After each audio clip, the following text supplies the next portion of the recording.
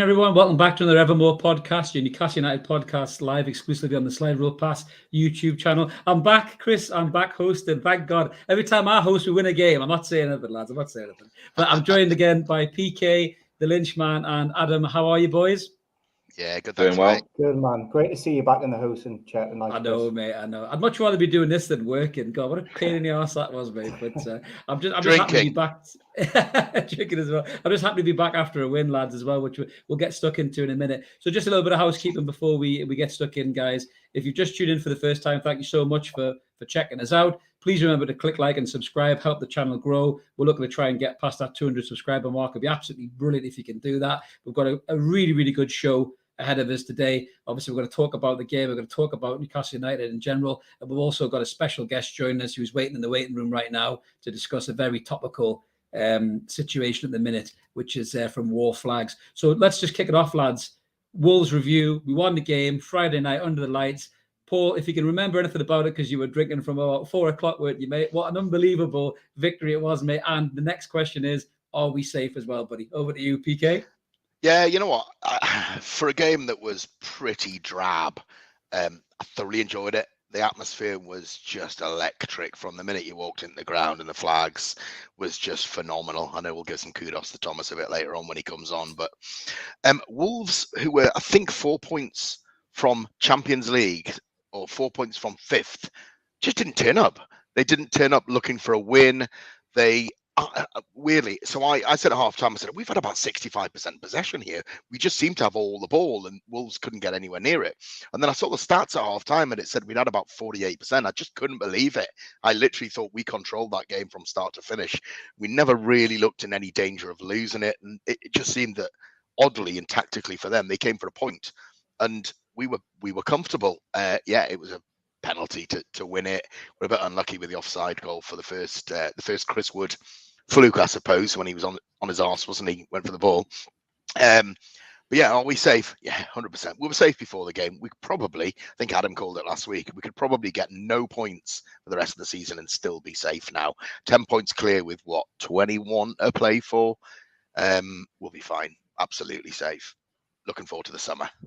No, absolutely. Adam, just to bring you in as well, mate. I mean, as PK rightly says, it was a little bit drab. I was quite disappointed in Wolves. I think I called them toothless, no pun intended, mind you. But I thought they'd put up a bit more of a fight, mate. But obviously, I was delighted that they didn't, and we managed to get the victory. And fair play to Chris Wood as well, mate, for taking that pen. He could have easily skied that, couldn't he? Yeah, credit to Chris Wood for scoring that. And we had an interesting debate about him last week, didn't we? About whether it was a combination of, was he not good enough, or was he not getting the right service? I think we all agreed that it was a little bit of everything. But he was good on Friday night, as was the rest of the team. I mean, yeah, the game wasn't, they weren't going to win any awards for the performance. But at this stage of the season, when you're in the bottom half of the table, it's points that matter, not necessarily performances. I was surprised how bad Wolves were for that whole game. I was a little bit concerned, actually, that we hadn't scored at halftime.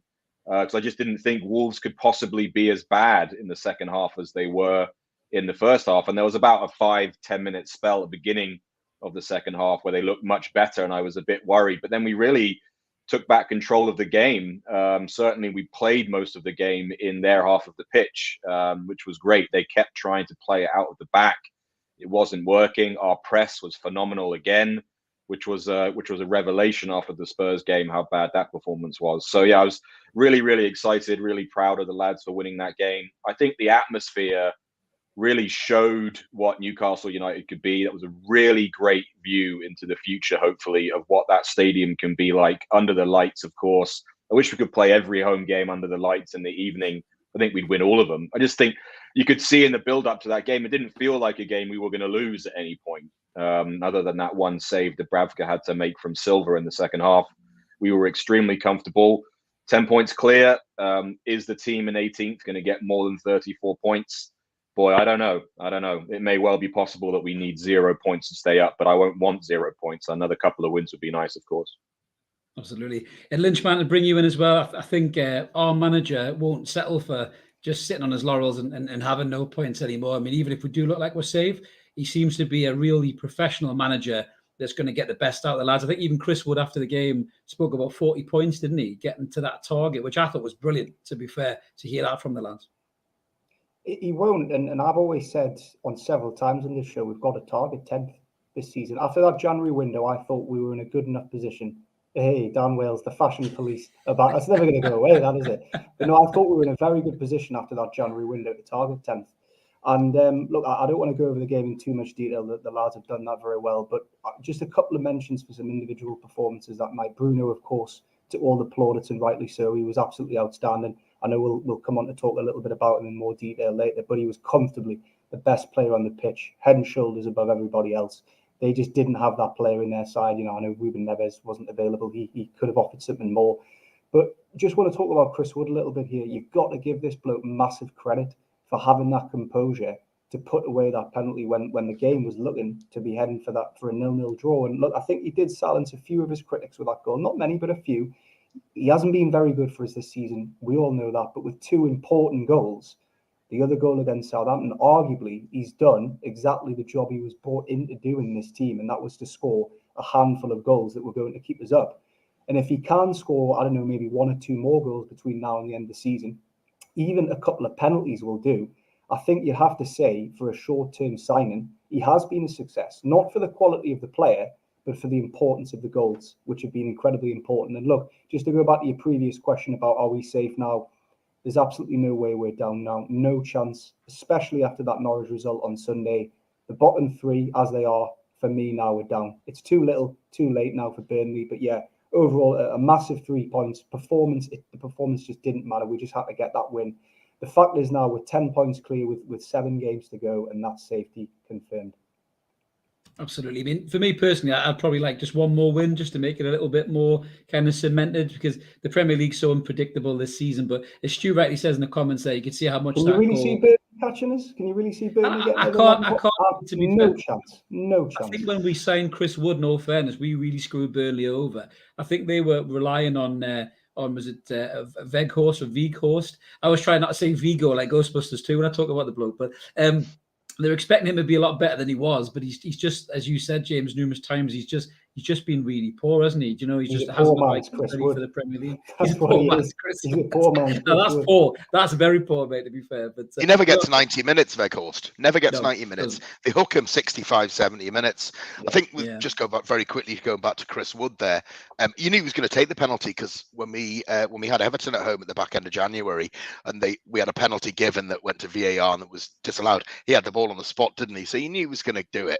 So he's obviously, his confidence is high, and he just wants to pick the ball up. And that was a really well taken penalty. Nobody was saying. I said as well last week's show, he scored all these goals for New Zealand. It was never a confidence thing with this lad. You know, yes, he has scored a lot of penalties for New Zealand, but I knew when he stepped up he was going to score. I just knew he was going to score. Huge pressure, high pressure situation, but I had no doubt in my mind he was going to miss. It's quite funny, actually. I was listening to the True Faith podcast, and they actually said they showed a bit of a montage of his goals for New Zealand, and pretty much all his pens were right down the middle. So obviously the Wolves keeper didn't watch that, because if he had, he would have just stood still in quarter, to be fair. But fair play to him. You know, the pressure, you know, in front of Gallagher there, he could have skied it. Imagine if he did that. Imagine the abuse he would have got. Bloody hell. But, you know, fair play. It shows guts, courage. You know, he stepped up. You know, he has took a lot of flack, but, you know, I've got to say, I've been impressed with the guy. You know, he speaks very well after the game. You know, and he seems to really fit into the club. He's not Callum Wilson. He hasn't got that ability of running behind, and we do miss that in games. But he does a job, doesn't he? To be fair, you know, next season he might be third choice striker, but it's better than having, you know, was it Shite Snail Dwight Gale, as I call him, who just sits on the bench and offers nothing. You know, so you've got 35 million quid Fabio Silva on the opposition side, who barely got a touch against us. I think he stuck a fairly straightforward header wide, and then he had a good shot on the turn that Dubravka made, I think, his only save. That one. Yeah. And that was it. Yeah, he's Fabio Silva, he's dreadful, isn't he? Good. He's one of the worst players I've seen. I mean, I'll go back to Veghorst being bad, but they did miss Jimenez, didn't they? I think could have been a different game if Jimenez had played that. Neves and Raul, yeah, quality footballers. They had a number of players out. They did, to be fair. And it was a kind of a core, wasn't it, Adam? You know, you talk about Neves, Jimenez, and then was it the guy on the bench? Is it Pedro? Is it the midfielder? Come on, what's it called? João Pedro. That's it. He looks a good player, you know, and obviously he was coming back from injury, so it was kind of. Wasn't playing, I don't think, was he? Right, Podence was a late late call out, and Podence has been their best player over the last month or so. So to have him out and Raul Jimenez out, I mean, they were a badly beaten down team, but that's not our problem. You know, there's nothing we can do about that, and we took advantage of it. So fair play to the lads. Absolutely. No, it was a great win, like we say, you know, and we've got a couple of home games coming. We're going to talk about the next game, obviously, at the end of the episode there. But just moving on to the next section, lads, we're going to bring in our special guest in a second there. But we're going to bring up the next section there, which is Wor Flags, not your flags. It's been very topical, so I'm going to bring him in now, and hopefully the technology will allow us to do it. So I think he's there. Thomas, how you doing, mate? I'm very good, lads. How are you? You all right? Doing well. I hope I didn't bore you there too much with our ranting about Wolves, mate, when you're in the weight room. No, it's always nice when it's a win, isn't it? So it's it's nice to listen to. Absolutely, mate, absolutely. And did you go to the game yourself, mate? Did you enjoy what you saw? Yeah, I was there. It was just one of those. I remember when the game was put to a Friday night, I thought that's more than to our advantage. That, like, you know, when as you were saying before about it being under the lights. It felt our advantage. I'm a little bit of a pessimist. I'm still one of those that's like, you know, it feels it would be just Newcastle United's luck to go down whilst we get taken over and become the richest club in the world. But it still doesn't feel real. But it definitely felt like it was just set up for us to take the 3 points on Friday. So it was a great night. That just shows you've been a supporter for a long time, that, Thomas, because your expectancy of Newcastle United is about right, mate. I think for a seasoned fan. Experience, isn't it? Yeah. Absolutely, mate. Well, we're really glad you came on, mate. Really appreciate you coming on as a guest. Obviously, it's very topical what's been going on. Just to pull up some of these images that we're doing around social media, we've all seen them. You know, I think knackers is probably the word I would use to describe these guys, but we'll get Thomas's take in a minute. Might be a bit more calmer than mine. So, you know, we've seen these guys leaving the ground, you know, with these flags, you know, that you guys did such a wonderful job, Thomas, putting together. So I suppose firstly, just to talk to listeners who are tuned in a little bบabout kind of the work that goes into making these flags and really why these guys shouldn't be taking them from the ground, mate, really. Yeah, no problem. It's the flags it's a big operation. It's obviously been going on for quite, I think it was 2016, I think was the first time we put a flag display. It was against Huddersfield in the Championship. That was the first time. So it's been just ever growing since then. Obviously, we've had our fallings out with the club, and you know, so after Rafa left, and you know, a lot of people decided not to continue, that they didn't want to continue doing the flags. So we just decided as a group not to continue at that time, and so it took a hiatus until Mike actually left. And luckily, we weren't waiting too long, although it felt like bloody ages. But we weren't waiting too long. But yeah, it's great to be back in doing what we just love doing. So we go into the ground beforehand. We put out the flags on the seats, get flags put them together with all the sticks and all that sort of stuff. And there's a little bit of planning goes involved. Obviously, there's a WhatsApp group that we have that is quite eventful from time to time, where we all disagree with each other, and then we eventually stumble across a plan. But that's it's just great how it all eventually comes together. And like I say, we set the plan. We're very, very good at leaving things to the last minute, in terms of deciding what we're actually going to do. But we get there in the end, and hopefully everyone loves it. I mean, the atmosphere is incredible, mate. I mean, you know, you've got a couple of season ticket holders here in PK and James. PK, just to bring you in there, mate. I mean, you know, what the guys do? You know, what does it make for the ground and the atmosphere, mate? It's incredible, isn't it? It's unbelievable. I mean, I've been a season ticket holder for probably 30 years now, give or take, and I've never known an atmosphere like it with the flags. It's just, I mean, I sit in the Leazers, right? So it's always been amazing to see it in the Gallagher. But now you've got them going around the ground, and you know, those flags behind me and in front of me on Friday night. It's spine tingling, and it puts the hairs up on the back of your neck. That doesn't matter how many beers you've had before the game, Chris, as you intimated earlier. But it's just unbelievable. It just gets, you know, Newcastle fans have been half pint empty for so many years because of all the crap that we've gone through with Ashley, and before that, you know, it's been a long time, and it just makes you feel like you're home when you get there, and it's just incredible. And yeah, keep it going, please keep it going. There's not anybody I know that don't like it. I think it's just unbelievable. No, we need the donations as well. Sorry, Thomas. We need the donations, as Mark and our admins just said there in the comments below. We've got a link in the description for the episode, guys. Please click on it.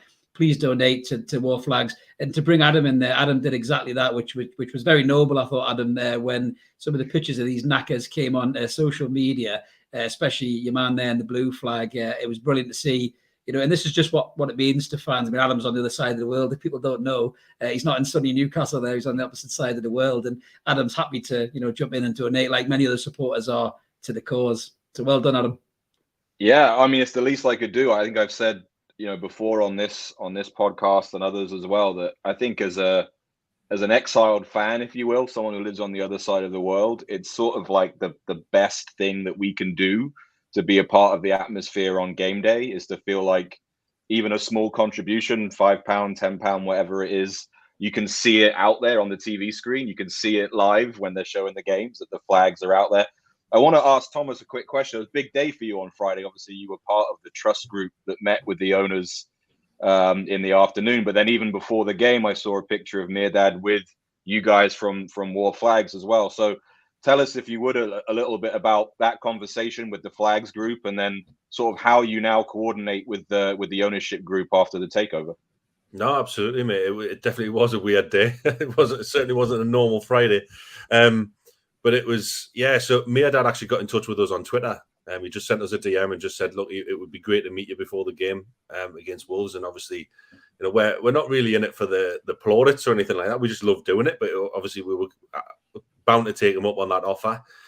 So we went in to meet him. It was probably about 5 or 10 minutes. We just talked to him pitch side. He was just thanking us for everything that we do. We had a little bit of banter about how, because we put a couple of flags on his seats as well, and he promised that he was going to wave them, which he did, which was obviously absolutely amazing.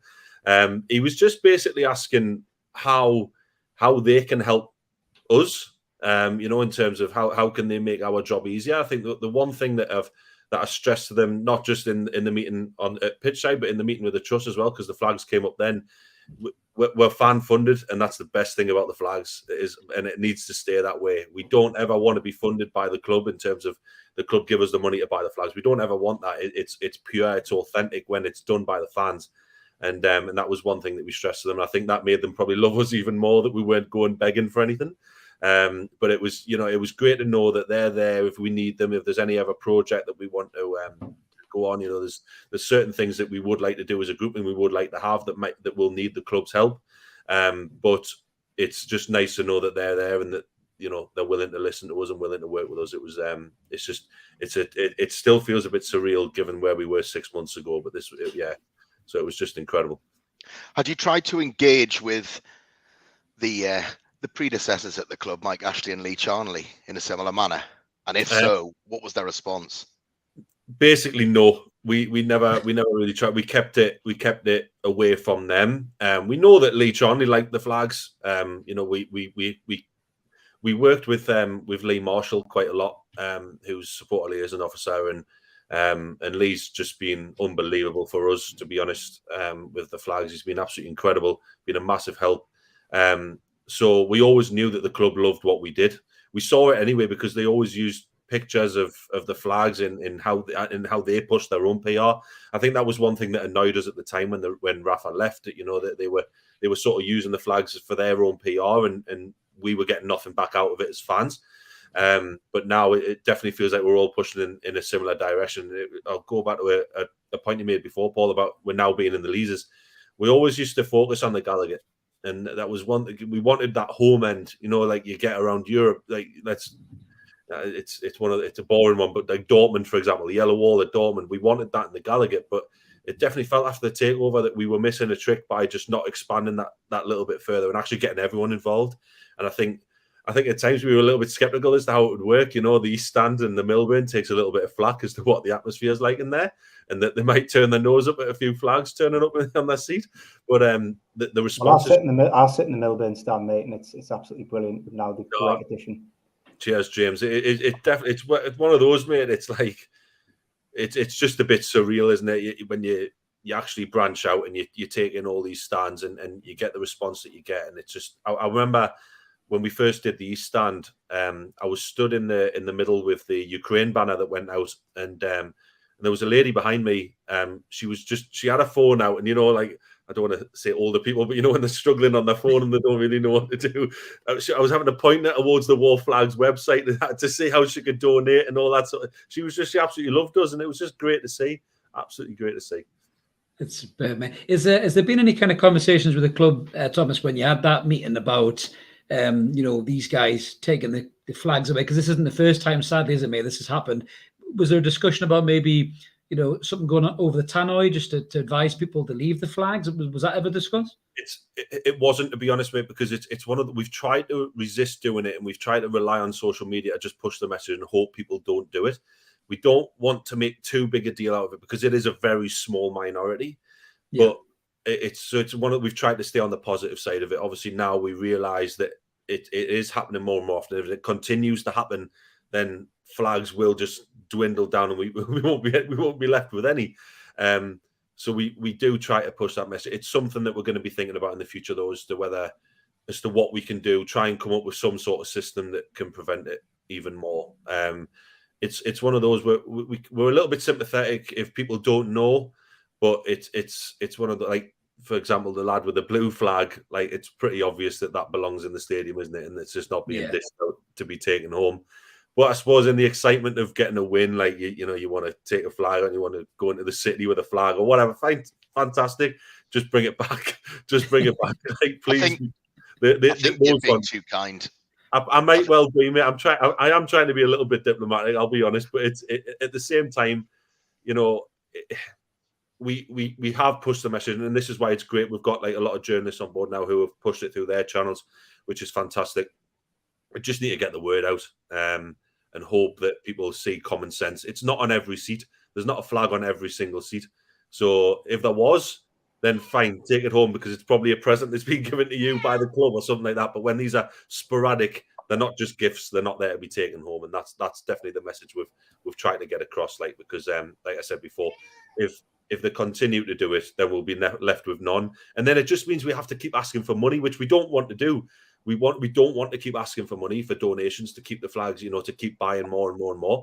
We want to just use what we've got for a while.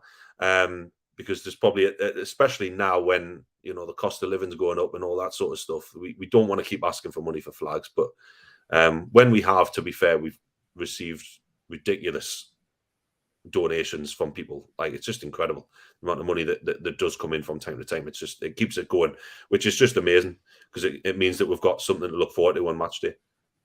It was quite interesting, actually. You talked about some of the guys there, Thomas, and I think there was a bit of fan policing going on. I mean, I think even one of them images possibly were pulled up there.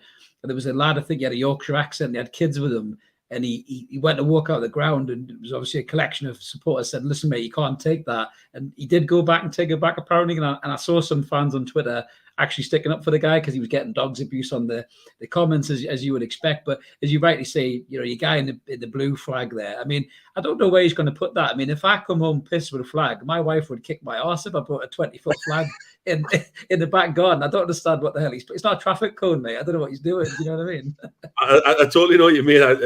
I've kind of got images of them sitting in front of Match of the Day just waving the flags. You know what I mean? Just in the living room, taking up the whole bloody room. Really excited in the living room, but just keep it in the ground. One thing I would say, it's going to be there next week. It'll be there again. Like, if you want a flag for every game, it'll be there. Promise. We promise. We'll put a flag somewhere. If it's not on your seat, just go and grab one. I heard you've got something big lined up for the Leicester game as well, Thomas. Well, I have, mate. Looking forward to that.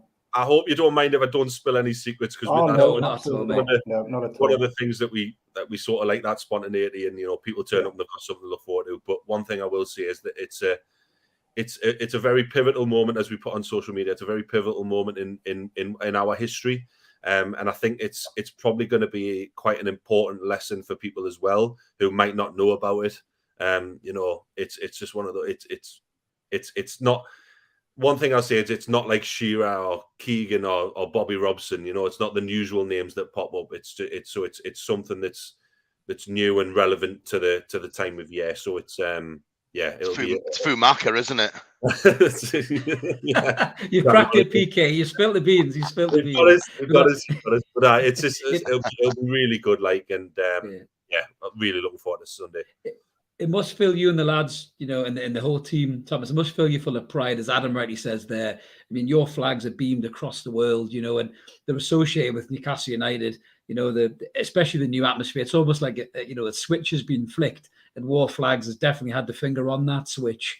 And it's gone from, you know, the kind of doom and gloom to just this unbelievable euphoria. And your flags are at the heart of it, mate. I mean, obviously, we all love what you do. It's absolutely amazing, and credit to you and all the lads. But it must fill you full of pride when you see that on the TV, when you've got back watched it on the replay or something like that, mate. Oh, honestly, it seriously does. Like, even when you're there, the biggest one for me, when I'm not ashamed to say that I got a little bit emotional, was when we got the big flag, you know, the massive one that fits the whole Gallagher end. I drove over to Poland to pick it up. We'd had like a brutal week, and I'm not scared to say this because he won't do anything to us. But the lad I travelled with, he was a horrendous snorer, and he kept us up all week. And we travelled all the way to Poland to pick up this flag and get it back. And then the day later, we're in the Gallagher end against Liverpool, and that went up. And I'm stood at the front holding it. And I just couldn't believe it. Like, it was, like, it sounds a bit daft getting emotional over a flag, but it was. Honestly, it was absolutely incredible. It's just great to see. You're right. It does fill the group with a lot of pride. I can't speak highly enough of the people that are in the group, because they're such genuine people. There's no egos. No one's pushing for any attention. You know, we try and do the best that we can for an atmosphere. That's literally it. And it's just one of those that it's great that now the takeover's gone through, that all of these people who did cancel up, because there was some that cancelled in the group, people that I'd consider some of my best mates now are now back in the ground, and it's brilliant. I had to ask the question the other day I think it was on this WhatsApp group. I didn't know anybody who ran Wor Flags. So you're obviously on purpose, you keep a low profile. But it's I don't know, I can't speak highly enough. I think it wouldn't be the same without the flags. You know, as we progress and go higher, and dare I say, start challenging, and you know, can you imagine Champions League nights to a global audience? I know the Premier League gets a global audience, but a global audience, home to Real Madrid in the Champions League, Real Madrid players are just going to shit themselves when they walk out and see all these flags around them, and the atmosphere just makes the atmosphere. So thank you again from me. No, honestly, no. Don't get me wrong. We talk about that in our WhatsApp group about what would we do if we were playing, you know, even like another game against Sunderland, for example, or, you know, just what would we do in it? Because we haven't played them when we've done the flags. We probably never will play them again. I hope we never play them again, to be honest. But it's one of, like, what would we do? You know, and these big nights are definitely something that we dream of. Like, let's say we got to Wembley or something like that. That would just be great. But it is something we try to do. I'm probably the one that goes out and talks about the flags a little bit more with the group's blessing. But you're right, we do try and keep it a low profile, because it's not about us. It's just about the flags. It's getting them out and getting people involved. Because at the end of the day, on a match day, it isn't just us. There's hundreds of people that get involved, which is just incredible, and the people that donate as well. Yeah, so that's actually I've got a couple of questions, Thomas. A really good segue that you just brought up. So I know you guys don't push for donations, but you deserve everything you get. So, you know, if watchers are able to donate, please do, even if it's just £5. But if you can't, my understanding, Thomas, is that, like, you guys are always looking for volunteers to help on match days too, right? I mean, there's work to be done if you want to get involved. Am I right in saying that? Yeah, absolutely. We've set up a side group full of volunteers as well. So, you know, if anyone wants to help, just give us a shout on a match day. You know, just we'll be there, either in the Leazes, the Gallagher. That's kind of where the big flags are going to be. But yeah, just come along, talk to us, get to know us. You know, if you see one of us with a big flag, just go and talk, and we'll get started from there, because we need the help. It won't be this group forever. It won't be the same amount of individuals that can plow as much time as what they do into it. We'll need new people eventually, and it's just one of those things that should carry on forever now, shouldn't it? That's what it feels like anyway to me. It's one of those that just now be. It's only 5 years old, but it should just be there forever. And like I said, yeah, you're totally right, Adam. Having new people to carry it on is crucial. So you've set the bar high now. Yeah, no doubt. You guys got some big recognition on the American broadcast. I don't know if you guys know, but the American NBC network had a table at the game. Robbie Earl and Tim Howard do the pregame over here, and they referenced Wor Flags and the atmosphere that you guys created. So you got some big American recognition on Friday night. But tell these guys too about the flag that's traveling around the world. I mean, not only is Wor Flags in St James's Park every week, but there is a flag that's been going all around North America. I had it here in Minneapolis for a while. Where's that flag going to end up? Tell the group about that one. All over the world. You're absolutely right, Adam. It was a great idea. It was kind of on the back of the scheme that the trust launched with the pledge scheme. It was kind of on the back of that. There was a pledge flag that was going around as well, but obviously that's coming to an end, and the money will likely go to charity. And as Adam has probably said before, and so there's one flag that it's to the chant. This club is my club, made out of 2 clubs, with a sort of map of the city on the flag, and it's traveling around. It's been to Canada, it's been around America, and it'll be going down to South America, it'll be going to Australia. And what we're asking people to do is just take a photo with it. We'll put it all together at the end, and eventually when it gets back home, we'll try and put it up in the ground, and it's just there. But it means it's been all around the world. So again, if there's anyone that wants it to stop by their door, just give us a shout. Like, seriously, get in touch with the flags, and we'll try and sort of reroute it and send it your way. As long as you're willing to help with postage, then it's all right. But it's that'll be great when that eventually gets home, because it's going to Asia, it's going to the Middle East. It'll be fantastic. That sounds amazing, Thomas. Just an interesting one. Adam's kind of brought that into my mind there. Just talking about TV.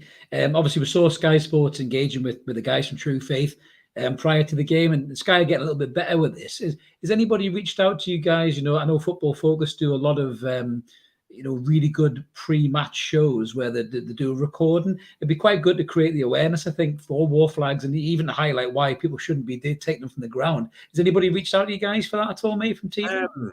To be honest, off the top of my head, no. We deal with a lot with like journalists who cover us quite a lot, and we're really thankful to them as well, because it really helps spread the message. We've had some podcasts do similar. Gallagher Shots did one recently as well, where he came into the ground and sort of filmed us when we did the big foil display. No, it's something I dare say the group are probably a little bit shy about going on TV. They probably wouldn't want their faces on a camera, but it would certainly help. It would certainly help push that message. Definitely, it's in terms of what you're saying about not taking the flags home, but also getting the message out there about the flags, and having it be something that's part of just the incredible atmosphere that's formed at St. James's recently. So we wouldn't be against it. It just hasn't happened just yet. You putting yourself up, mate, for an interview with Laura Woods? I'm not. I'm not. I'll do it, mate, if you don't want to do it. I'm not even in Wor Flags, and I'll do it, mate, if you want. No, that's fantastic, mate. But go for it, Chris. She might tell me to get out and go get a cup of tea or something. Look for somebody better looking, like a meal or something, possibly, mate. This, mate, as the lads have already said, and anybody watching as well, you guys do an amazing job. It's absolutely fantastic. We all love it. The guys in the ground, guys around the world, we're so proud that you guys are, are involved with our club, mate, and putting those displays up, and the hard work that goes into it. And anybody who's watching, if you have taken a flag, please take it back, because these lads don't deserve this. They put their heart and soul into this. They work their asses off. As I said there, it's Wor Flags, not your flags. Take it back. You're only going to get in trouble off the wife anyway, so just take it back. That's what you got to do. Exactly. Super, mate. Well, unless anyone's got anything else for Thomas, mate, do you want to get yourself off, mate? You can if you want, bud. No problem. Thanks for having us on, lads. I really enjoyed that. It's always therapeutic to talk about the flags and stuff like that, and nothing too serious. And going back to what you were saying before I came on, I totally agree. I think we're staying up now, and that's for me as a pessimist as well. I think we're along the right tracks, and hopefully next season they'll just be absolutely mint, and we can do this again, and just continue to enjoy it, because we deserve it. Super, mate. We can't wait to see what you. Thanks for coming on. We can't wait to see what you've got in store for us next season, mate. If we start pushing up for Champions League spaces, mate. Absolutely. Thank you so much, Thomas, for coming on. And the links in the description, guys. Please donate. Cheers, mate. Wor Flags, because they deserve it. Cheers, Thomas. Thanks a lot, mate. Cheers, mate. Thank you. Hey, what a top guy. What a fantastic job the guys do, absolutely superb. So we're going to move on to the next category now, guys. And obviously we're talking about the game on Friday. I think James references it before. I'm going to come to James first, because I know how much he loves to say this man's name. We're going to talk about Bruno. And Mark isn't here tonight, but he's done an unbelievable slide. just to pull up for anybody who's is watching along here. Anybody who's listening on the audio will kind of describe a little bit for you. So just a little bit about Bruno. 24 years of age, this lad is. He is going to be an absolute superstar. But versus Wolves there, you can see 88 minutes he played, 68 touches, 87% pass completion. One key pass, 4 out of 4 tackles, including that unbelievable one to set up the goal, 7 pressures, 3 out of 3 dribbles. His heat map, he was all over the place. And Mark's even done his heat map for all of his games since he's been here. And he isn't just a defensive midfielder, lads, as he seems to be able to do it all. James, I'm coming to you first because you love the man, you love his name. How good was he for you on Friday, mate? He was immense, 10 out of 10. Look, I've been singing this guy's praises for months now, as you rightly say, Chris. I was talking about him when we originally linked with him, I think way back in early January. This guy is a special, special player. One that comes around once every 10 years or so, if that. They're a rare breed. I go back to probably Kabai when we had one similar. I think this guy can be better than him. Right now, I don't think there's many better than Bruno in that position that he plays in the Premier League, maybe 1 or 2, but this is a guy you build a team around next season. 5 or 6 quality additions around him, couple of new strikers, a creative midfielder, top centre half, a new goalkeeper, and you've got yourself a side that can challenge for Europe next season. And Bruno will be at the heartbeat of that team. He has had to wait a little while to finally get his chance. He had a few cameo appearances, didn't he, against Everton and Villa and what have you, but I don't think he made his debut till the Southampton game. But since then, he's pretty much featured regularly ever since. I do still think Eddie Howe made a massive mistake in dropping him for the Spurs game. I thought that was a terrible decision. I'm not saying we would have won that game if he'd have started, but when he did come on, he was easily our best player, and he was only on the pitch for barely 30 minutes. Yeah, I'm a huge fan of this guy, Chris. He's got absolutely everything. He always wants the ball. He's screaming for it. He never goes missing in games. He can dictate the play, the pace of the game. He's got that calmness, that composure that the top players have, and he's got that aura about him. I've said this before. He just exudes confidence, and he can't get stuck in as well. He's not just all about the tricks and the flicks. He can be tenacious when he wants to be. He can win your possession back when you're a bit on the ropes with a well-timed tackle or two. It's that football brain that he has, his positional awareness, and he really is an outstanding talent, and he's only going to get better. And as you rightly mentioned before, he's still very young. He's only 24. And imagine what he's going to be like 28, 29. I mean, he looks like he's been playing in the Premier League his entire career, and he's only been here 5 minutes. I think we've signed an absolute superstar here, Chris, and I love the bloke. Absolutely top player. Fantastic. Adam, just to bring you in on this one, mate, I think when we signed him, there was all this talk he was a defensive holding midfielder.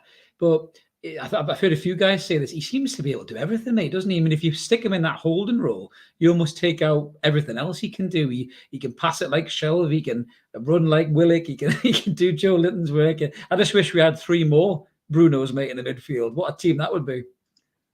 Yeah, he was tremendous. I mean, man of the match by a million miles, best player on the pitch by a million miles. I think what's interesting about him is that these days everyone is either a number 10 or a number 6, and he's really a number 8. He's a true box-to-box midfielder, 100%. Which is very rare these days. Either you're either a Declan Rice or a Bruno Fernandes. No one's a traditional box-to-box. So I think he is going to be a generational player for us. He's the best midfielder we've had, certainly since Kabai, by a long stretch, I think. And no offense to the others that have been brought in between, but he was a bit like having an extra player in the game the other day. I mean, he was everywhere. He really was playing box to box. So I'm so glad we have him. I think we need to enjoy him. Hopefully he's here for a very long time. I think what's key about the signing of Bruno is that of the January transfers, he is really the first sort of project signing. I think all of the others were necessity signings. We talked about that with Chris Wood.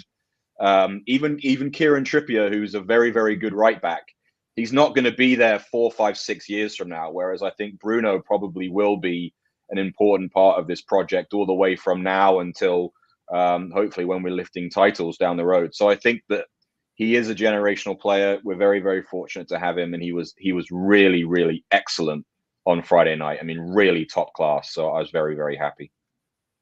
PK, just to get you in here, mate, as well. I mean, I think this is kind of the standard, isn't it, really? I mean, this is the player. I mean, we're all surprised we got him, but this is the quality of the player that we really need to be going for, isn't it, to improve this squad? Somebody who's just head and shoulders above everybody else, mate, aren't we? Adam's absolutely nailed that. He's a key project signing. He's right. All the other players that came, maybe bar Trippy, I know you'd said that, are functional to keep us up. You know, Chris Wood, Dan Burn to an extent might get pilloried for this. He's not a worldie, is he? But Bruno will be with us for 10 years. Bruno's going to be our Vincent Kompany or our David Silva. So, my best mate's a Man City fan, and he waxes lyrical. And David Silva was a phenomenal footballer. They're a different kind of player. But, players came and went at City, and David Silva was always a mainstay, the first player on the team sheet. And I think Bruno can be that for a long, long time to come. You saw it in this first game when he came on as sub. There you go. Reminds me of Brian Robson. Yeah, very much. Hell of a comparison. Yeah. God, if the offer's good as him, we'll be happy, won't we? First game he came on as sub, and he got the ball on our own byline, and everybody's like, fucking hell, just get rid. He took his time, he shrugged off somebody and cleared the ball, and you think, we've got a player here. And several times on Friday night when he got the ball, he didn't have a lot to find around him. He just took the ball out and he won free kicks. He leans into players, he wins free kicks, he relieves pressure from a defensive perspective. But the other end of the pitch, you saw that goal against Southampton on his full debut. He's just an unbelievable footballer. I think he'd be better than a Kabay. He's got no ego. Why is he the number 39 and not the number 8? I don't even know who is number 8 at the minute for Newcastle. Someone can name that. We've got number 8 in the club. Don't know. Think about John Joe Shelby. John Joe Shelby, mate. Yeah, I thought you were being facetious there, a little bit peaky. I thought you were being a bit facetious there, mate. I generally wasn't. I had a bit of a mind fart there. But, we took the number 9 shirt. He's humble, isn't he? That's his dad's taxi cab number in Brazil. That just says everything for me. Everything for me about the man. He's not an ego. He's not going to go on strike to force a move, is he? You can't see it. He's embraced the club. You've seen his tweets. He's now probably a better tweeter than St. Maximin is, who probably doesn't like that with his ego, but he has wanted to build this. There you go, Mark saying it. Want to build the squad around. He is absolutely brilliant. And if we can get his pal Paqueta in, it was in the Chronicle today. Easy journalism, yeah. If we can get players in around him, then we can say goodbye to the average. Say goodbye to the Shelvies.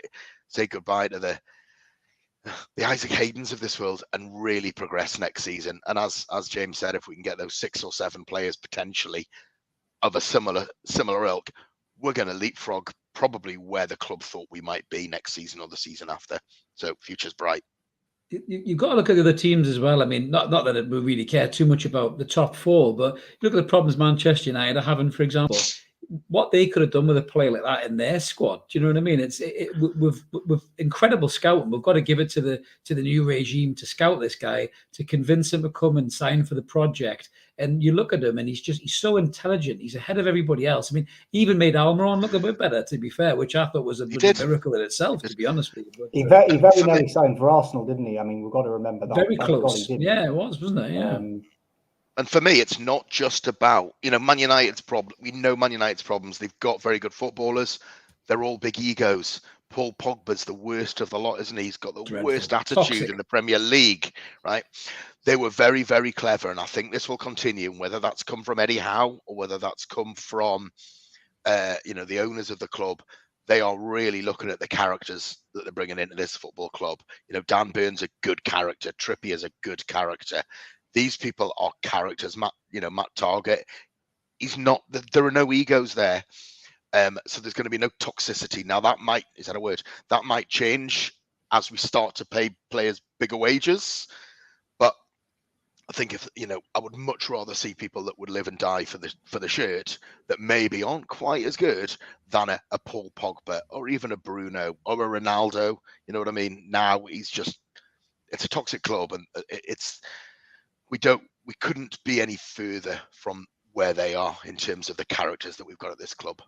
I think the manager's key, isn't it, in that, Adam, just to bring you in there, the manager's key, that we have a manager who he's got a heart and soul of what a football club should be from the ground up. I think the problem that Manchester United have had, not to turn this to my new podcast, they have been far too commercialised, whereas I think Eddie Howe gets the soul of Newcastle United, doesn't he? And no matter what player we sign and how good they are and how expensive they are, I don't think he's going to allow the squad to have those kind of players as you might. No, I completely agree with what PK said and what you're saying about Man United have basically just become an Instagram feed. I mean, they're not really a football club at all anymore. And I don't think that will happen to Newcastle, not only because I think our owners are seeing it happen to another team, but the manager gets Newcastle United. He seems to get the club, get the culture, get the city.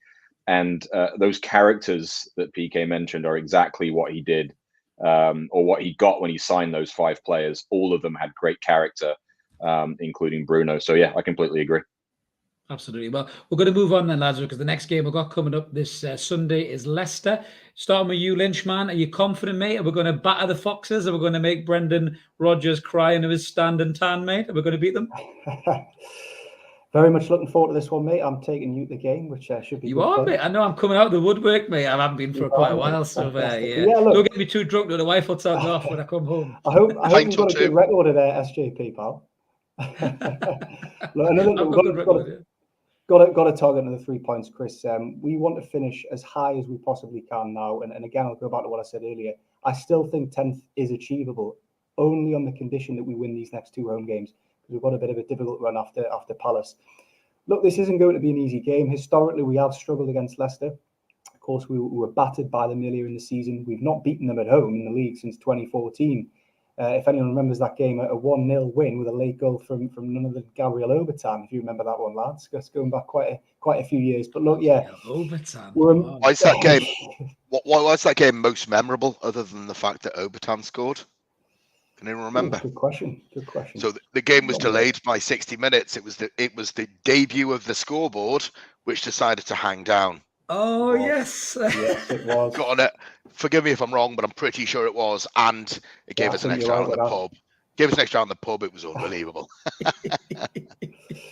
But look, we've got to say we're a much improved team now than that 4-0 battering we took earlier in the season. One good thing to point out is they're still in Europe. Look, even though it is still the Conference League, but they'll still want to win that competition. And I'd love to see their game against PSV, I think they play. I'd love to see that go to extra time tomorrow night with playing them on Sunday, because they're going to be tired. Hopefully, they will win that game also, so they will probably then rest a few key players on Sunday, because their season's pretty much over now in terms of Premier League positions, what have you. They're only going to win that Conference League. That's the only thing they've got to look forward to. They are still a top side, though, even though their league position doesn't really reflect that. Maddison, Barnes, Iheanacho, Daka, Tielemans, they can hurt you from anywhere in the park. And one thing to say, they have been very lucky this season. They've hardly kept any clean sheets compared to last season, where Schmeichel was keeping them every week. But this season's just something's not right in their defence. They can be got at. You're going to have to beat your very best to beat them. Look, this isn't going to be a repeat of Friday night Wolves game. There's going to be goals in this one. I don't think we'll keep a clean sheet. They won't either. But I think we will be up for it after Friday, another home game. We have been very good at home this season, and I can see that run continuing. I fancy us to get a win here, Chris. I think we'll win 3-1. Fantastic. Good. Confidence is booming, mate. You'll be waving that war flag for the 3-1 victory. PK, what's your take on it, mate? Are you a bit more cautious, or are you gung-ho like James?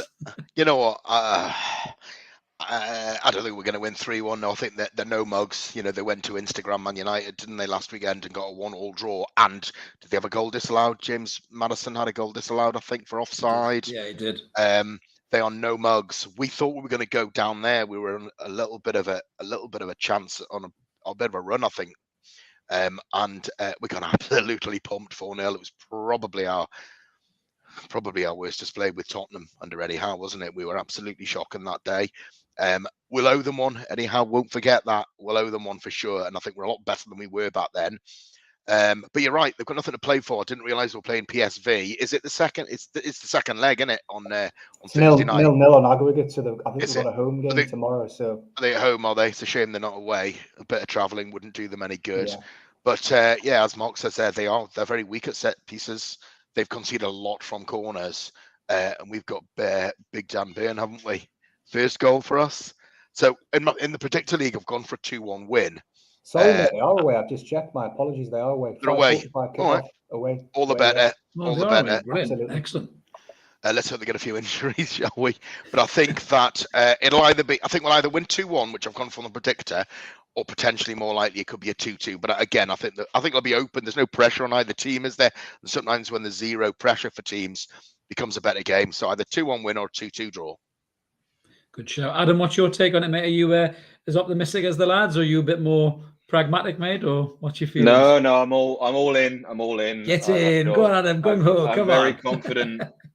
Very confident. They've got a long trip to Holland and back on Thursday night. Hopefully, goes to extra time and they win or on penalties and they win. So they play 120 minutes and they have to fly back, probably straight to Newcastle actually to play on Sunday. They'll have actually played twice since our game against Wolves. They played on Sunday against Man U and then they'll play Thursday.